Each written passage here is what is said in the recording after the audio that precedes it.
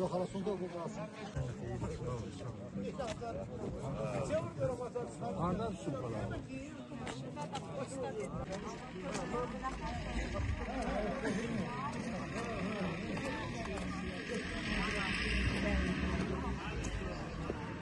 İmami. Oradan da Bəli, İmami. Bir daha sizi salamlayırıq, hoş gəldiniz deyirik. Burada Dövlət Qasım Tomun əməkdaşları, Bərpa Çiftlik İdarə Etmə Xidmətinin əməkdaşları, Məşğulluq Agentliyi, Mina Təmizləmə Agentliyi sizləri salamlayır. Cəbrayıl, Qubadlı, Zəngilan rayonlarında Prezidentin xüsusi nümayəndəliyi adından sizə ən xoş arzularımızı çatdırırıq. Gördüyünüz kimi Müzəffər Ali Baş Komandanın rəhbərliyi ilə işğaldan azad olunmuş ərazilərdə geniş miqyaslı işlər görülür. Təhlükəsiz yaşayışınız üçün geniş miqyaslı təmizləmə işləri aparmışam.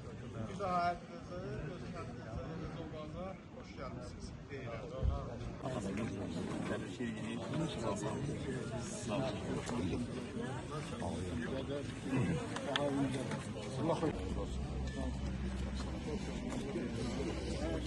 Allah